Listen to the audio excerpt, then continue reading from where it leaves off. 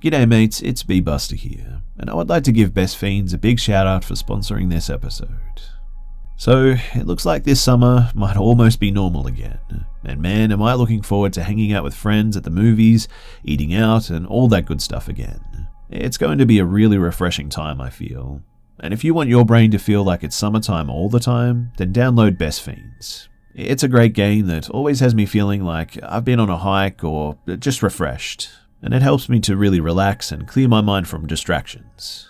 Best Fiends is now my go-to game at night when I'm chilling in bed and I can't sleep, which is quite often these days. In fact, some mornings I even catch myself getting up a little earlier than normal just to get a few more levels in before the day begins. And it's always a challenge to put the game down. But that's not a problem because Best Fiends never runs out of things to do. From thousands of puzzles to solve to new events always coming online, I always have more to chew through. I'm a little over 1,000 levels in now and I still can't put the game down. In fact, 30 minutes can feel a lot like 30 seconds with how much fun I have. And one of my favorite things to do currently is collect rare fiends. It's really satisfying when you finally get a hold of one of the rare fiends too, because they offer a lot of gameplay options and assist with some of the harder levels in really meaningful ways. My kids who also play with me love this too and get so excited when we play and get a new fiend. You should give it a try and let me know if you like it as much as I do. Download the 5-star rated puzzle game Best Fiends free today on the Apple App Store or Google Play. That's friends without the R. Best Fiends.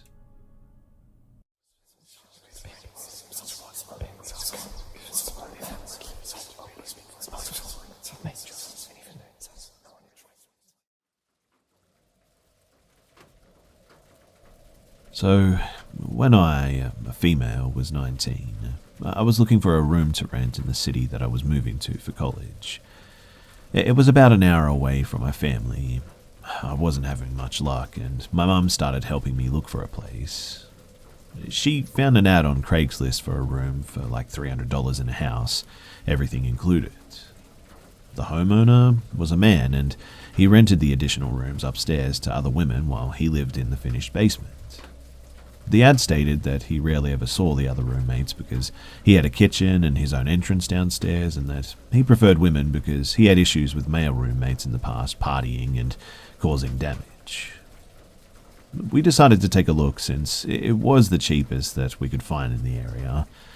My mum and I went to the house to view it. It was a decent house and a decent neighborhood too. He opened the door and was very welcoming. He was middle-aged, and the kitchen and the living room were furnished really nicely and clean. My mum loves to talk and get to know people, so they were sort of engaged in conversation while I stood there quietly and observed the place. He then said that he would show me my room. We head to the staircase to go up, as I thought, since he said on the phone that my room was upstairs with the other roommates. But he opens another door and we follow. He takes us down to the basement and opens a door to a very small room. No closet and no windows. He proceeds to say that this is apparently my room and I'll be sharing the bathroom in the hallway with him, and his bedroom did not have a door on it. I was definitely thinking absolutely not. This is weird, but they were so deep in conversation that I really couldn't interject. He then leads us to the upstairs and shows us the other rooms, which the doors were open, and says that they're currently rented.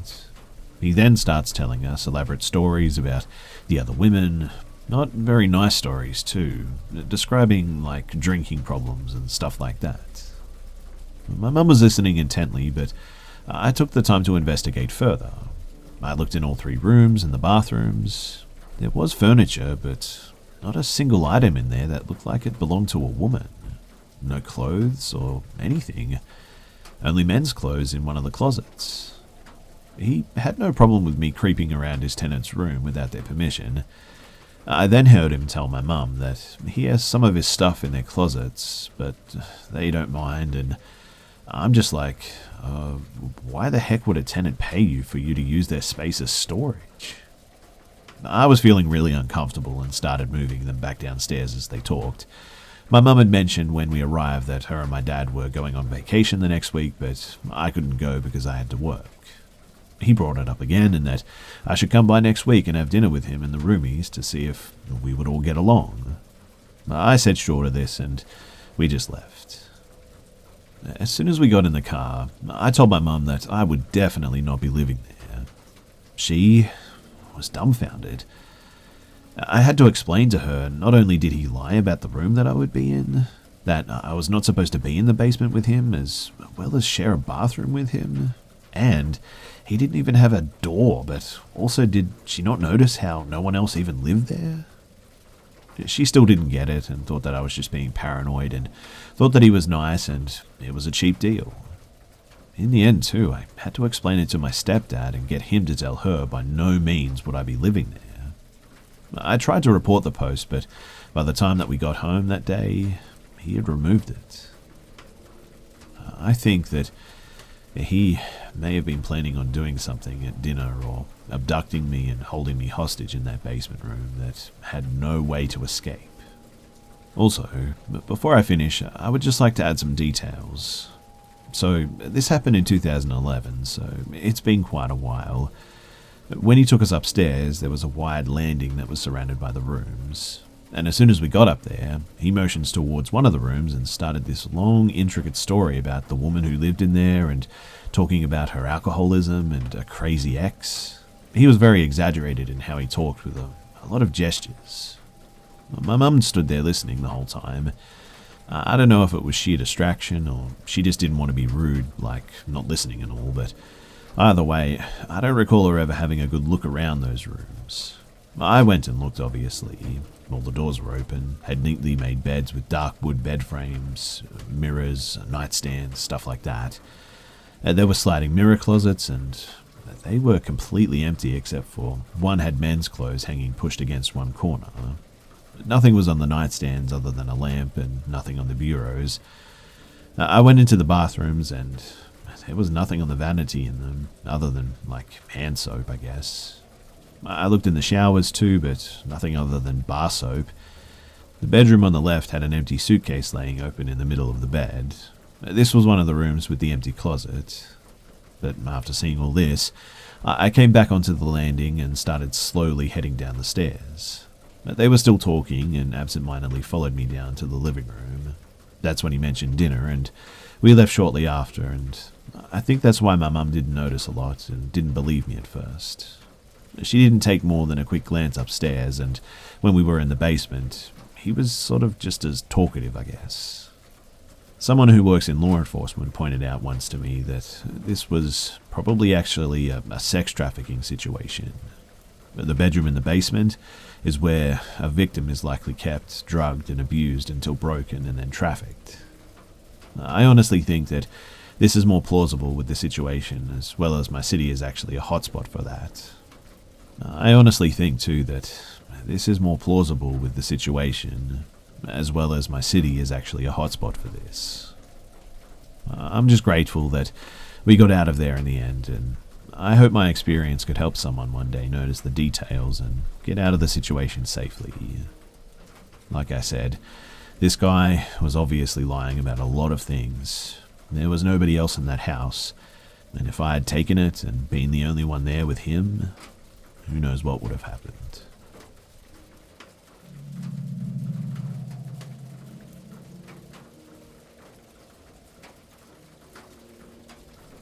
I'm going to try to keep this brief, as I have this memory burned into my brain with great detail. I'll try to summarize it. So, I was about 6 or 7 years old, and my mother and I were on a routine grocery run to our local Walmart. I remember getting out of the car and walking up to the entrance. We had parked sort of off in the back, so we had a little walk to the front. As we walk up, I see a homeless man asking for change from every person that walks by. He asks the woman in front of us for change, and as she turns him down, he scoffs and begins to say something rude at the woman. My mother and I walked past him with haste to avoid conflict, as he seems to be extremely agitated. We get inside and get our groceries, and everything is fine. As we load up and begin to leave, I remember my mother pulling out $2 to specifically give the man, as he is presumably still at the entrance begging. My mother, trying to avoid conflict, wants to hand him the money and be on our way so we don't end up getting harassed as the woman before us did. As we walk out, I sort of raise my arms up to my mother in a little kid fashion to be picked up, as I'm obviously scared of the encounter that we're about to have with this guy. My mother picks me up and we begin to leave the store. Before the man can even ask us for the money, my mother hands him the cash and we walk away conflict-free. I'm being held by my mother at this point, with my head facing behind her.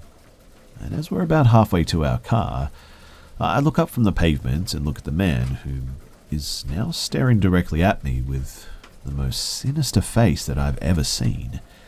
His features are distorted, and what I can only describe as demonic. He's smiling and sticking his tongue out, but his tongue was almost to his chest. He lets out this long hiss as his eyes roll into the back of his head, seemingly invisible to the other people passing him. I still to this day do not understand too how I was so far away but heard his hiss as if it was right next to my ear.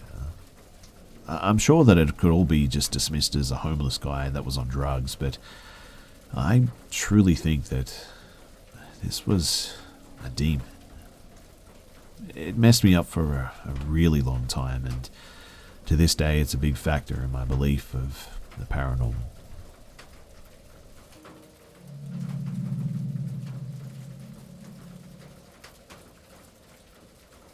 This happened a little while back now when I was 15. I had just discovered the rebellious act of sneaking out. This was probably my 4th or 5th time doing it, I think. And this one night, I decided to go and meet up with my boyfriend. At this point in time, we weren't really together, but we liked each other. And you know how that goes. When you're with someone that you like, you tend to not really pay attention to what's going on around you. The night starts out fine though, and we're having a good time. I don't remember exactly what we were talking about because we had gotten pretty high, but I do remember what happened. We'd met up and gone to this elementary school that had a decent-sized field, with some hills and trees towards the end. It's important for me to explain this in order for you to understand how things went down too, so bear with me here. So from where you're sitting, we had a very clear view of the school, as well as the school's basketball court. The school was illuminated from the sidelights, so we could easily see if anyone walked by, but it wasn't necessarily easy for people to see us. And to our left was a little pavement path that led into a townhouse complex. So, we're just sitting there at the edge of this field, looking at the stars and talking about random stuff when we start to hear the crunch of gravel coming from the school. But because we're high and paranoid, we immediately turn our attention to the illuminated basketball court. And we watch as this guy just walks by with his bike and doesn't seem to notice us. After he passes, we almost instantly forget about it and resume talking, laughing, and just being generally a bit loud. Perhaps 10 minutes later, we hear that same crunch of gravel, so we go silent and look towards the school. Once again, it's the bike guy, but this time, once he reaches the basketball court, he doesn't keep walking. Instead, he stops at the edge of the field that we're sitting on and just stares out at it for maybe a minute or so, kind of like he was looking for us. We're a little bit creeped out at this point, so we start packing our things to leave. Then this dude begins walking towards us. Once he stepped out onto the field too, it became much more difficult to see him as the light from the school only lit so much up. We take this as our cue to leave though, and the only way to leave without being extremely visible is to take the path into the townhouses. So that's what we do. We try our best to be quiet, obviously, and we walk through the pitch black path that leads to the townhouse complex. Keep in mind that we are not sober, so we're extra freaked out. I check behind us constantly and for some reason just could not shake the feeling that something bad was going to happen. We finally reach the end of the pitch black path and make it into the decently lit townhouse complex. We ease up a little bit at this point and begin trying to find our way to the main entrance or exit, because that's the closest way out besides the way that we came in. We're walking through the complex and start talking once more, and finally we turn the corner to leave, and just as we're about to leave, we see this same guy with his bike right at the entrance. We all stop for maybe 2 seconds, and then this guy drops his bike and darts right at us insanely quickly. I mutter a quick, "Oh no," and my boyfriend and I begin sprinting as fast as we can away from this guy. We turn the random corners and go down little back alleys, not once checking behind ourselves. I don't know when or where we lost this guy, but when we became tired and took a stop behind some bushes, we both noticed that there was no man in sight. We stay in this same position for about 20 minutes, I would guess, trying to calm down a bit. At this point, we're both pretty much sobered up, so we decide to try and leave again. We begin walking through the complex once more, and when we make our way back to the main entrance, we both see that guy's bike is now gone. We're both unsettled by this because now we know that he's no longer in the townhouse complex. We have no clue where this guy is too, or if he's just going to randomly appear again. Luckily for us, we both made it home safe that night, but I'll never forget that feeling of my heart sinking when we saw the bike guy blocking our way out. It was by far one of the creepiest things that I've ever experienced, and I often wonder what that guy wanted.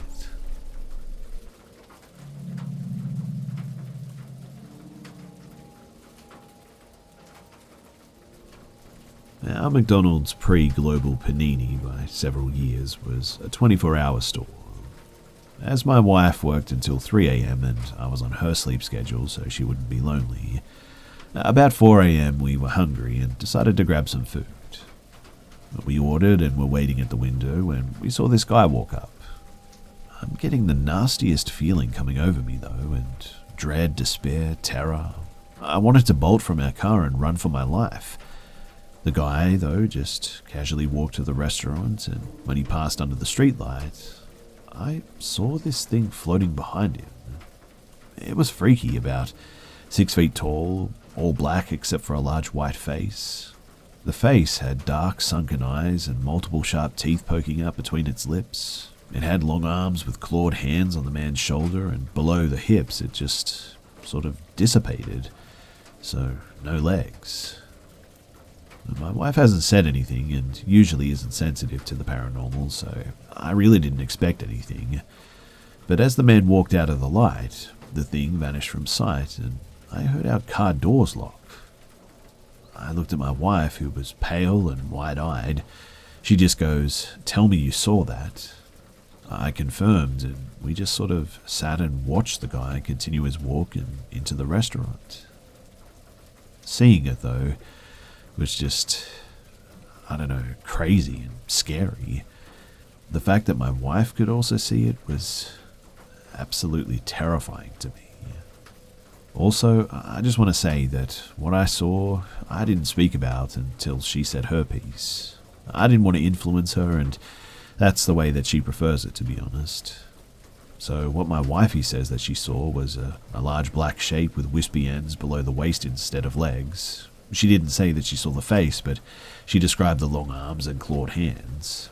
She said that she'd started paying attention because she felt nauseous and uneasy when the guy started walking up, and that she was worried about him trying to come up to our car since he was acting like he was severely angry. Anyway, I don't know what I saw that night, but it is something that I'll never forget.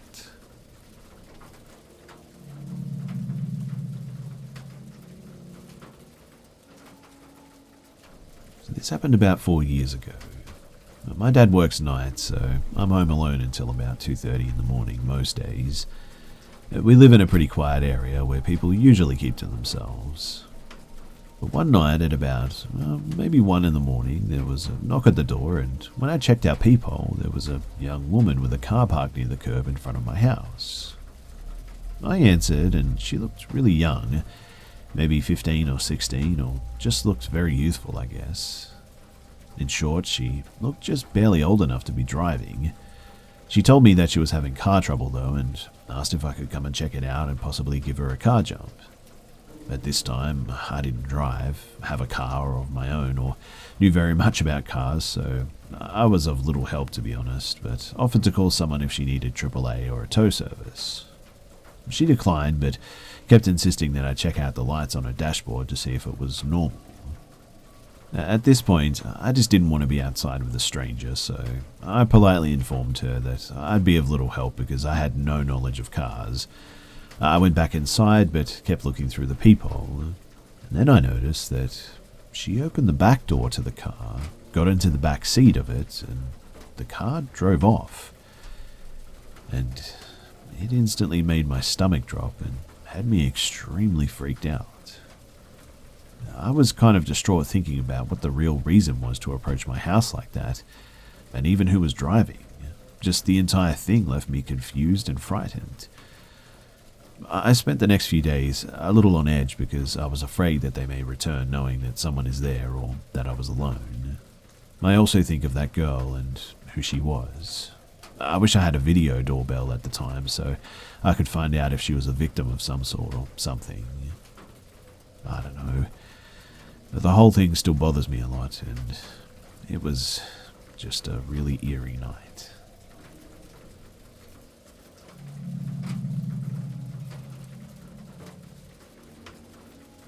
So, I live in a county that was pretty rural until the last 10 or 15 years.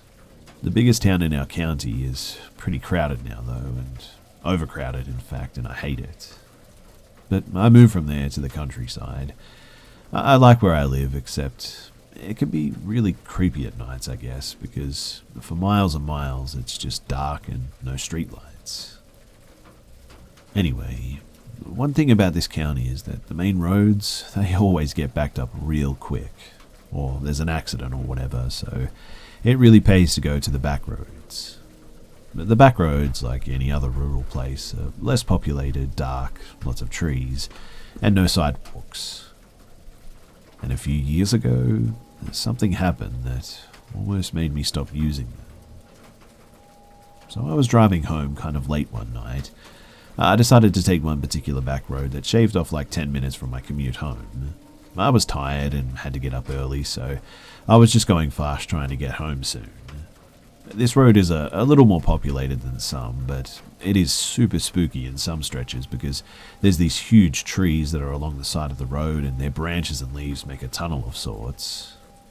But I'm just sort of zipping through and around a curve, and up ahead I see what I thought was a giant garden flag. You know the flags that people put up in the spring in their yards? Well, I thought it was a weird flag because it seemed like it was fairly tall and large, and it was right in the middle of the road. As I get closer, my headlights hit it, and it's not a flag. It's a person. A lady. She was wearing a red fez. I live in rural Maryland. You just don't see a fez every day. A long, flowy white dress and an orange reflective sash across her chest. It was a little strange because, she's in the middle of the street. But as I drove past her, man, it got so much weirder. As dark as it was, as I drove by, I could see that she was about 60. She had glasses, and I could see her bright blue eyes. She looked in my passenger window, and then she started doing this weird bounce thing, is the only way that I can describe it. I thought that she was going to try and get into my car, to be honest. Mind you, I'm going pretty fast. I don't know what it was about her, though, but she freaked me out, man. I didn't think that she would rob me. I really thought that she was just I know this sounds crazy, but a soul snatcher or a skinwalker or something like that. I honestly didn't think that she was human. I know that that's going to be hard for some people to believe, but I can't adequately describe just how creepy this woman was. I sped past her at any rate as fast as I could. I kept glancing in my back seat to make sure that she had not materialized in my car. I prayed, recited scripture, and kept watching in my rearview mirror. It was spring, so it was a little warm, but man, I just felt bone-chillingly cold. I finally make it home, though, and I run in to tell my mum the story. And I got in just as my brother was telling my mum about this weird lady that he saw as he was driving. and it turned out to be the same lady, but he saw her at the intersection from the highway and the back road, whereas I saw her further down the road. We both had the same reaction though, and she also tried looking into his car. She was also bouncing around when he saw her too, and he said that there was a car in front of him too that sped off just as quickly when they drove past this lady as well. My brother was so freaked out that he won't actually travel that road anymore during the day even. Eventually though, I found out that the lady, she lives in the woods there. Apparently at one time her family lived on that road. Her father was ill and she tried to take him to the hospital. He apparently died on the way there and she drove around with his body in her car for like hours. I don't know. I guess that she has mental health issues and I think she lost the house or got kicked out or something. I have friends that live off of that street, so when I was talking about it, they knew exactly who it was. I still go on that road, but I haven't seen her since, thankfully. I do hope that she's okay, but I really do not want to run into her again like that.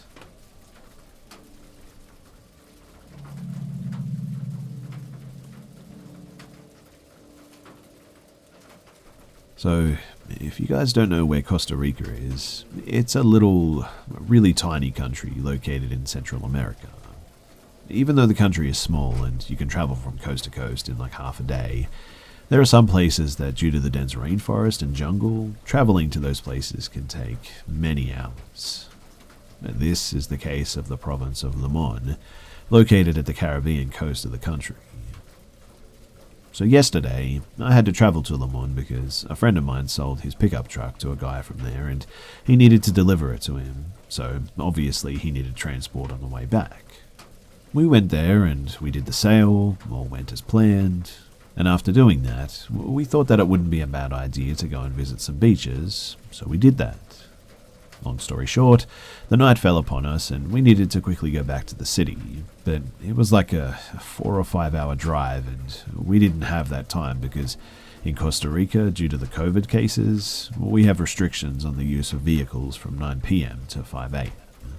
So, in an attempt to not get caught by the police, I decided to take an old road through the mountains instead of going through the highway Route 32. So, like, around 9:30 p.m., I started the mountain route. To be honest too, I was sort of hyped to drive there because mountain roads are fun to drive in my opinion, and they also have a bit of a chill vibe. But anyway, around 10:30 p.m, me and my friend were listening to music and having a chat while driving when what appeared to be another car going fast started tailgating us. I started going faster in an attempt to lose the other car, but it just didn't work. The car kept tailgating me and was literally driving in the same way as me. Same speed, same braking, same way of cornering. That was really weird and a little bit scary, to be honest. It was my friend who actually noticed that first. The car kept tailgating me for like 15 to 20 minutes though, and as I said earlier, we were driving through an old mountain road, so the pavement was in a really bad condition. After my friend told me to slow down, I listened, so I put on my emergency lights, slowed down and tried to give space and signals to the car that was tailgating to overtake me.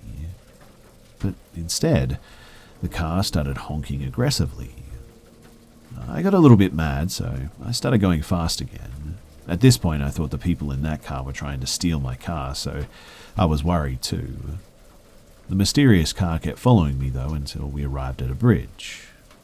In the middle of the bridge, the lights of the car that was tailgating just suddenly disappeared. The car just sort of vanished. I thought that the car had an accident, so at the end of the bridge I parked the car on the side of the road and started looking. I even took a flashlight to see if it fell into the river or crashed into the sides of the bridge or something, but when I did, there was nothing. What I mean is that the car that was tailgating and following me for like an hour just completely vanished. Obviously, I was terrified, so I ran into my car and drove as fast as I could to get home. Also, the car looked like a sort of 90s white Corolla or Nissan Sentra from what I could see.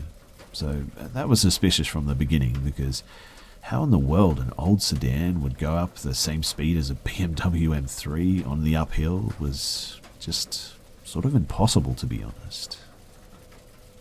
Me and my friend still really can't find an explanation on how that happened, and we were just so confused. Anyway, let me know what you think, or if you've had similar experiences with ghost cars like this, because it's something that has me scratching my head.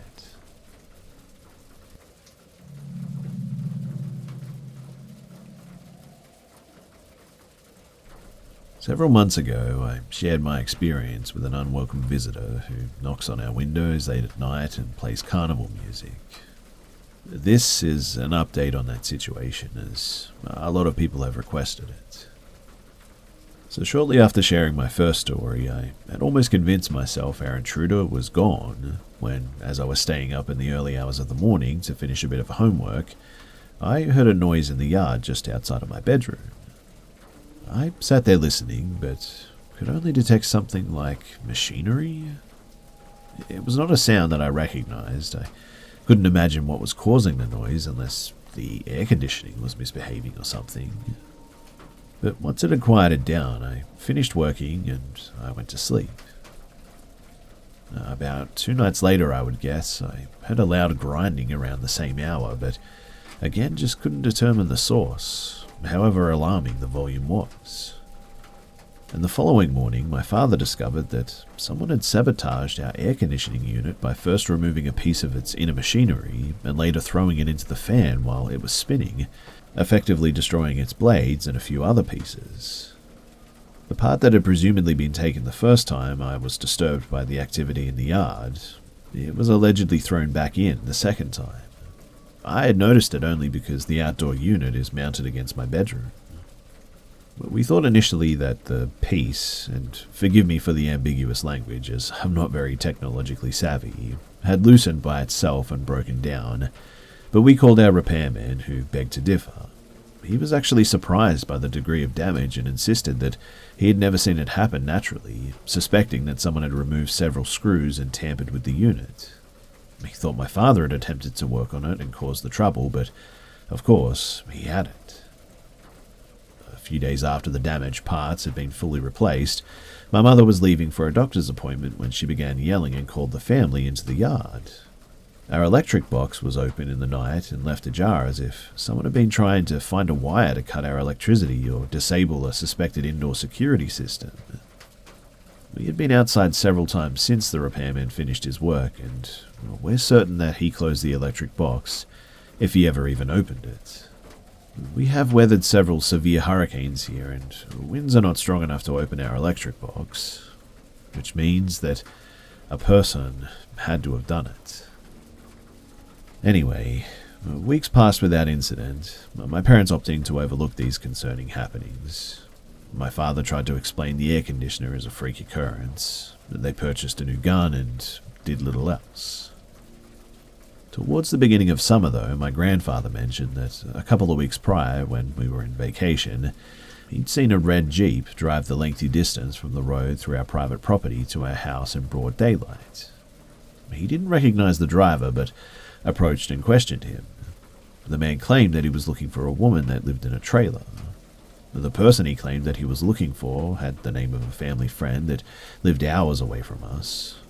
But the man was behaving strangely, and my grandfather was not convinced by his story. He ordered him to leave immediately.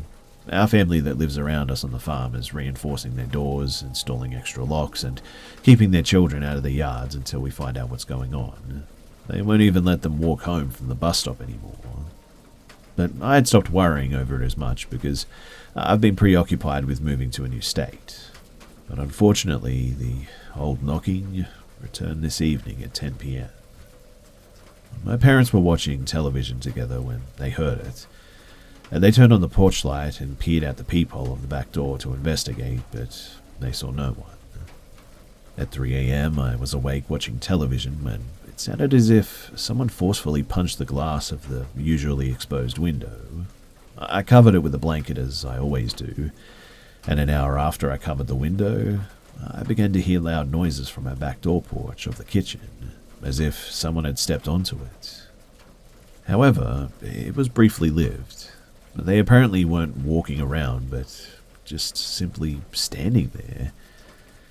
About 10 minutes after, I heard yet more knocking, except this time it wasn't on the exposed living room window, but further down the wall the window was on, next to the couch that is. It was 3 knocks, forceful enough to rattle the wall a bit, but not so much the couch moved. This is obviously more alarming because it suggests the trespasser lingers here for several hours at a time, which poses more questions. Like, are we being watched for an opportunity to force entry? Hasn't the opportunity already arisen in the past and they never took it? Are we being stalked? Do they gather here to drink and get high on the property or something and then decide in their stupor that it will be funny to antagonize us? Why is it only our house that is targeted and not the other houses on the farm? Why do they walk several miles to come here?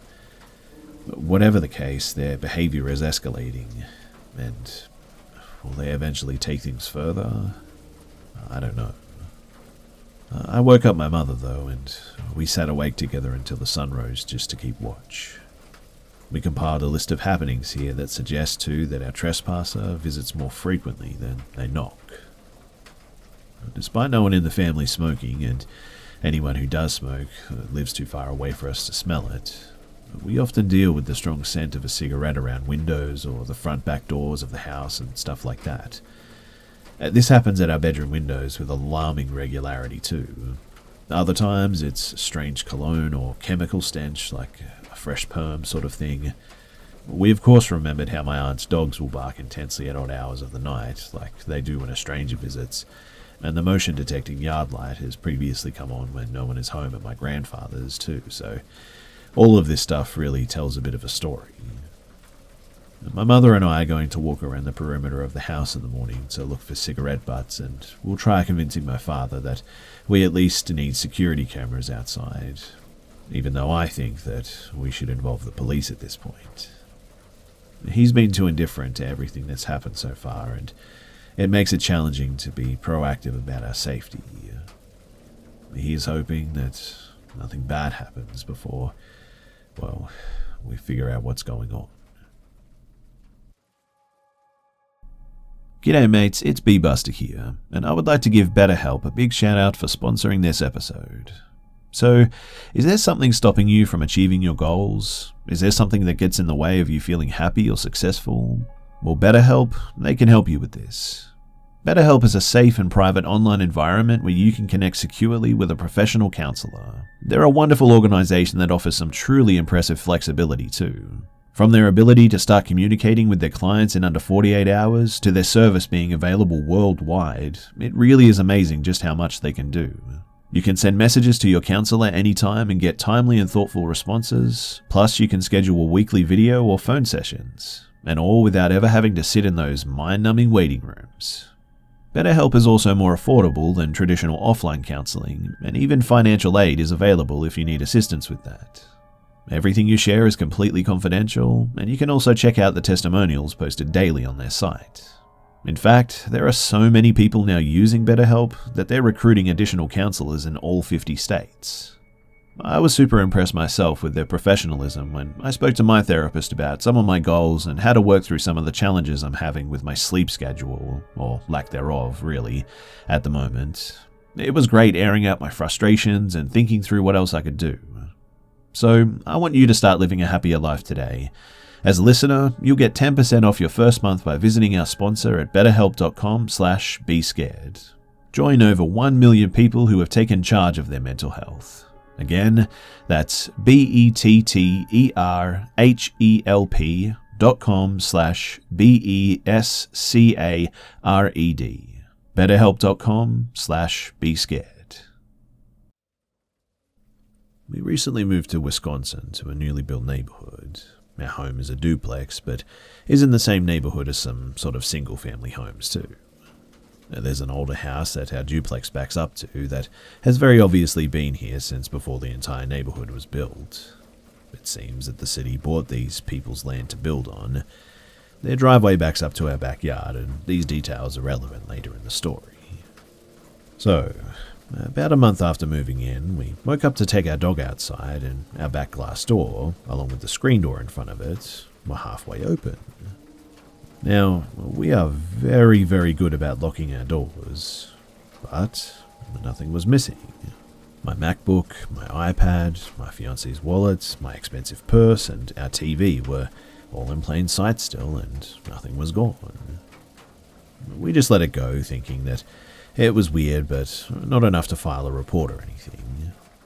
Then, a couple of days ago, one afternoon, an elderly lady rang our doorbell and I answered. She had a hospital bracelet on, but was otherwise well dressed, and nothing about her appearance alarmed me. But when I answered, she didn't introduce herself. She just started with, "So are you the owners or the renters, or..." and then proceeded to ask me about the layout of the house, where the bedrooms are, and if our outside lights were automatic.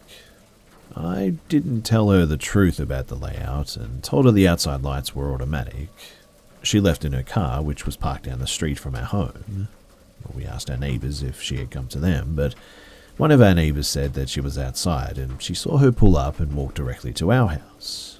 This is really strange too, because we're the very last house on our dead-end street, and she didn't go to anyone else. And then this morning, once again, we got up to take the dog out, and on the sliding door, there was blood dripping and splatter on the lock for the sliding door. I'm a nurse too, so I know blood when I see it, and this was the last straw. We contacted the police. They actually came out too and took swabs of blood and lots of pictures, and said that they would patrol more heavily at night for the next month or so. We are thinking that the only reasonable explanation for this, though, is that it's someone messing with us, and it would make sense if it were the neighbours behind us that I mentioned earlier in this story. I mean, maybe they're disgruntled that their land is being built on, and want to pick on us because we're right next door to them and are easily accessible. I just really don't have any other explanation for what's going on. The area that we live in is really nice, up-and-coming place, and it has a small population, and everyone who lives in this neighborhood are nice people with kids. A really tight-knit community too, and I don't know, it just doesn't make a lot of sense.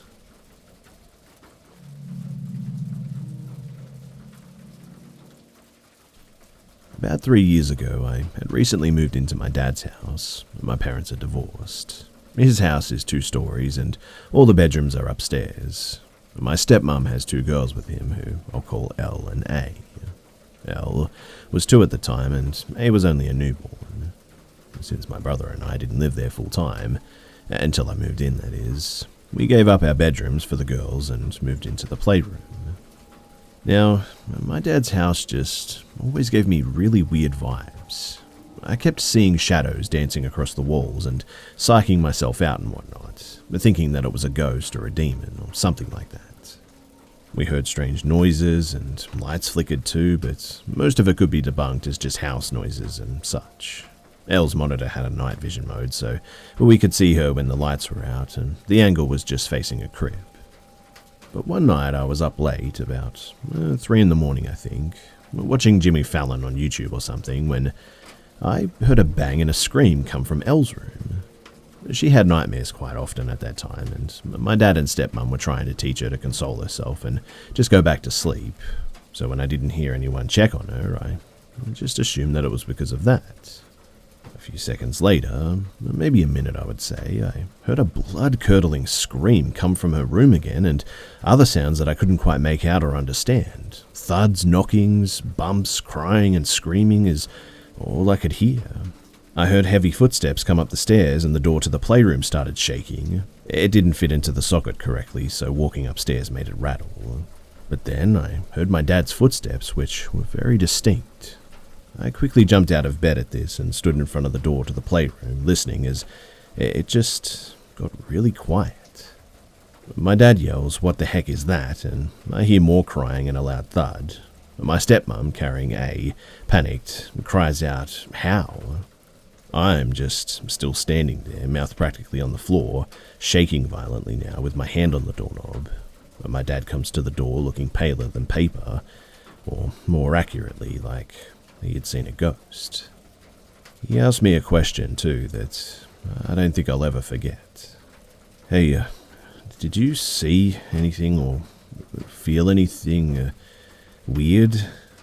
I told him the truth. Well, now that you mention it, I do feel like I was being watched, and when I heard Elle scream, I felt like it was going to be bad. Like, not normal, if you know what I mean.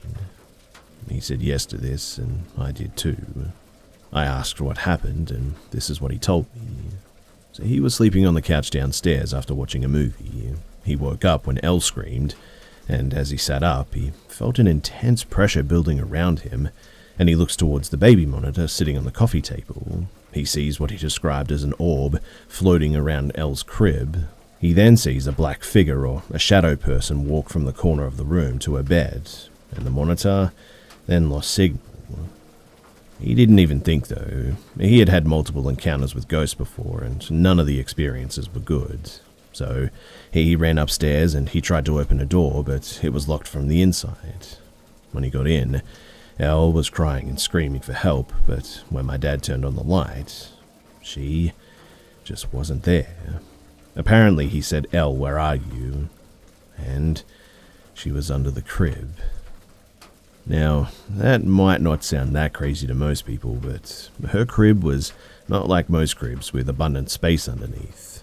Hers was just really low to the ground, and the problem that he faced next was actually getting her out, because her head just simply didn't fit under there.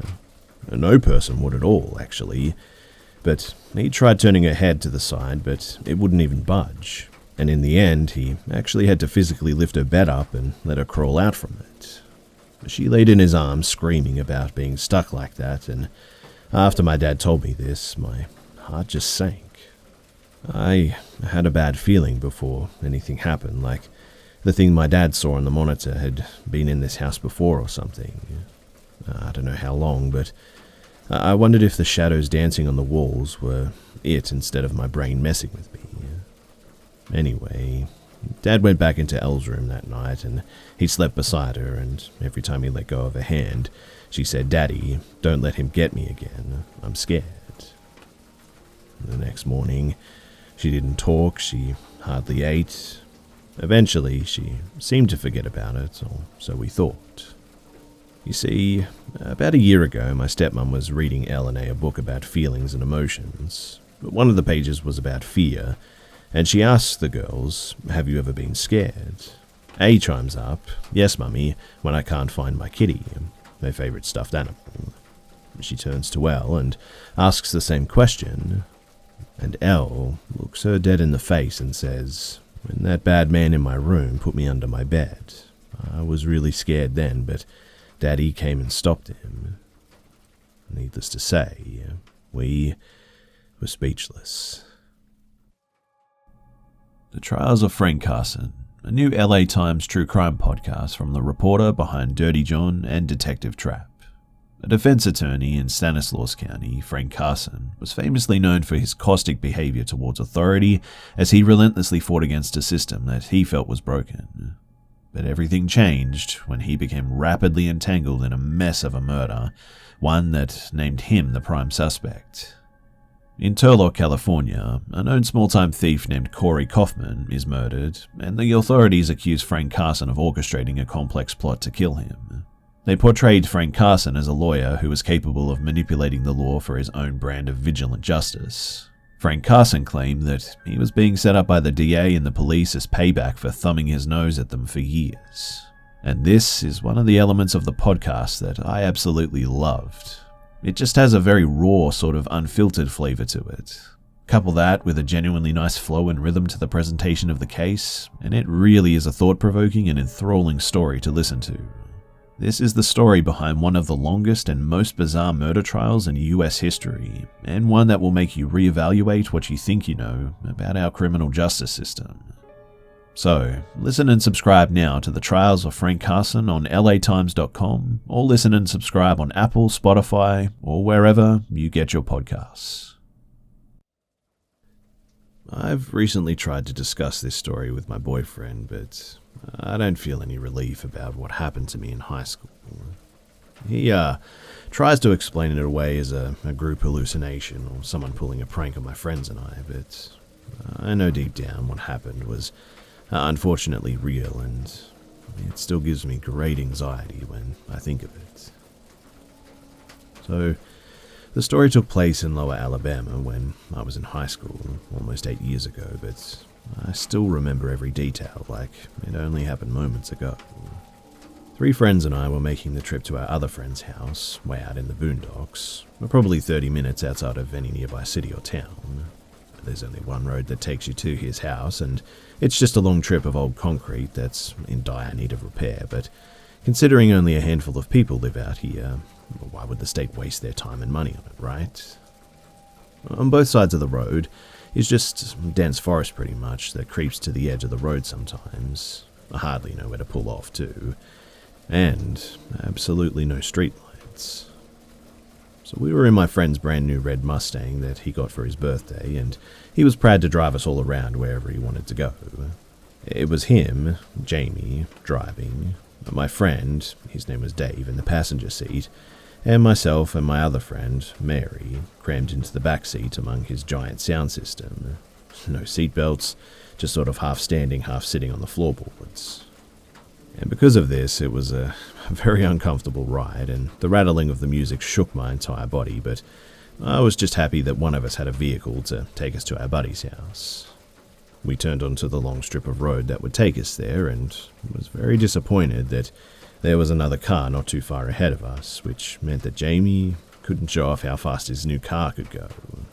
Although there's no crazy turns or curves in the road, it's a solid white line the whole way because of the endless hills. It was still possible to pass someone. We accepted now that we would have to go the speed limit, and Jamie finally turned the music down so that he could talk stuff about the tiny red Toyota that we'd been staring at the back of for about half an hour, I'd say now. But it's about 9 p.m. and there's no moon visible through the dense clouds, so it was pretty much pitch black outside, besides our headlights and the car in front of us with its own lights, which were their brights because I'm sure that they were aware of tons of deer that lived out there. No other vehicles came from the other direction, and nobody was behind us now. We drove for only about 10 minutes, I would say, cutting up and hardly paying attention to the road since we knew where we were going, when suddenly the car in front of us just slams on its brakes, skidding their tires, stopping in the middle of the road. Luckily, Jamie wasn't following too closely, so we didn't have to do the same, but we came to a slow stop maybe 15 feet behind them. There was sort of a brief pause before we then heard a woman screaming at the top of her lungs coming from the Toyota. We had the windows down because some of us had been smoking cigarettes, and that was when we saw it. Now, we had stopped on a declining hill, so we could see in front of the Toyota, and what we saw, I'll never be able to forget. It was some kind of a humanoid-looking creature, standing on all fours, but the arc of its back was taller than the little Toyota. I guess you could say, though, that the only thing that made it humanoid was its hairless skin, but it was really pale, almost grey, very wrinkly, and its limbs were almost impossibly long. What I mean is that its forearm was longer than any human entire arm that I'd ever seen. The legs, the fingers, the arms, the neck, everything just looked like stretched, and we could see all of its bones through its skin too, especially the backbones that were almost spike-like because they jutted out so much. It wasn't facing us, just stopped mid-stride in the middle of the road, facing the right side of the forest. But one of the strangest things was that it had backward-facing knees, like a bird's legs. No tail, but still had the posture of some kind of an animal. I hope to God that it was an animal, but there's no animal here that would be taller than a car on all fours. And like I said, it had sort of human-like skin, hands and feet. Its head was like a human skull too. Anyway, no one in our car said a word, and Jamie instinctually hit the lock button for the doors, though our windows were still down, and the woman in the Toyota was still screaming bloody murder. For a moment, I remember telling myself that it was just some kind of a messed up prank, a weird art sculpture or something, because It was like dead still. But then, those thoughts quickly dissipated when this thing cocked its head in our direction, and its face was just as terrible as the rest of its body, pale and wrinkly, just an indentation for a nose, tiny black holes for eyes, no ears, and an impossibly large red-stained mouth that formed into a wicked smile, showing its multiple rows of pointed teeth. The woman's scream instantly grew terribly louder at that moment, and the thing seemed to finally be almost startled by it, turning its head back towards the forest, taking only about 2 giant fluid animal-like steps, and then disappearing into the woods on our right without one bit of sound. As soon as it was out of sight, Jamie slowly crept the Mustang forward around the still-stopped Toyota, and we saw a man and a woman frantically arguing and crying in the front seats. When we got in front of them, the man puts the Toyota in reverse and goes a bit off-road to turn around and floors it in the direction that we came from. Apparently, where they were headed wasn't important enough anymore. I almost thought that we should do the same, but I just couldn't get myself to make a sound, let alone a word or even a sentence. Jamie went only about 5 miles over the speed limit as he rolled the windows up, and no one said a word for the rest of the 20-minute drive. When we finally got to our friend's house, he was waiting outside for us, waving us as we pulled into the little dirt driveway. All 4 of us scrambled out, pushing past him to get inside the house, and I remember him saying something like, "Whoa, looks like you guys saw a ghost or something." Dave turns to him with the most serious face and says, "Or something, yeah." We got inside, and part of me was still thinking that it was some sort of a hallucination. It must have been, right?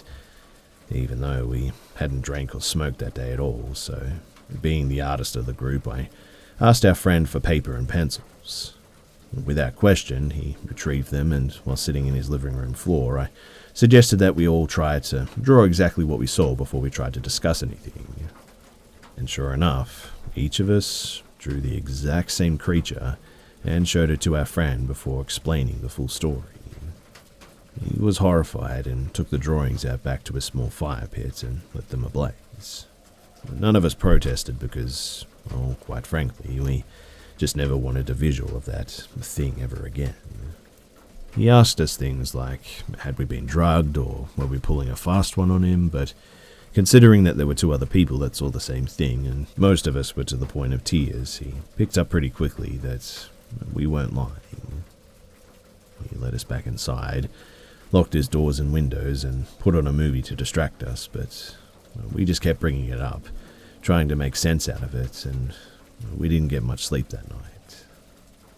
Jamie took us all home the next day, and on the way we saw the Toyota's black skid marks in the road where it had happened, confirming once more that it wasn't all an elaborate shared dream. And before we dropped off Mary, she told us that she didn't want to hang out with us anymore, simply because being around us would remind her of it.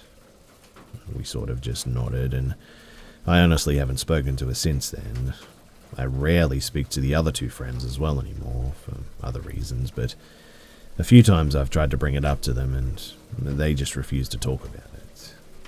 I know that they know that it happened, though, and it's just too painful for them to discuss, which is understandable because, truthfully, I also hate talking about it to this day, and I've only told 2 of my closest friends, and my now boyfriend, who is very opposed to any supernatural things. So you can probably understand why I didn't get any relief by talking to him about it. Honestly, too, I never really believed in these sorts of things either before this happened, but it's definitely changed my perspective a bit. And please, do let me know if any of you guys have seen anything similar. I've tried researching it, and people keep saying that it's a skinwalker, a rake, or a wendigo, but the descriptions just never fully match up. I guess I would just like to put a name to whatever that terrible thing that prowls lower Alabama woods was.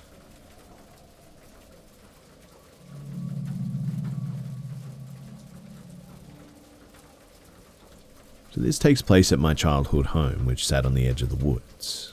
To separate the woods from the yard, my dad had actually placed large boulders along the tree line. There was also a large mound of dirt from the foundation of the home in the woods. My youngest brother walks with a limp and was rather short and pudgy at this time too. And this is all background and slightly important for the story. So I was about 12 years old when it started. My brothers, Jersey and Joe, their friend Nate and we were playing hide and seek around the house. The entire property was fair game, woods included. My youngest brother Joe was it, and me and the two other boys hid behind the dirt mound. We waited there for what must have been 15 minutes and started getting worried because, well, he just never came looking for us. I remember volunteering to find him, and I ran all around that property, but never did find him. I went inside, and he was playing a board game with some other friends. Okay, no big deal, I suppose, but I asked an adult how long he had been inside, and they said that it had been 30 minutes.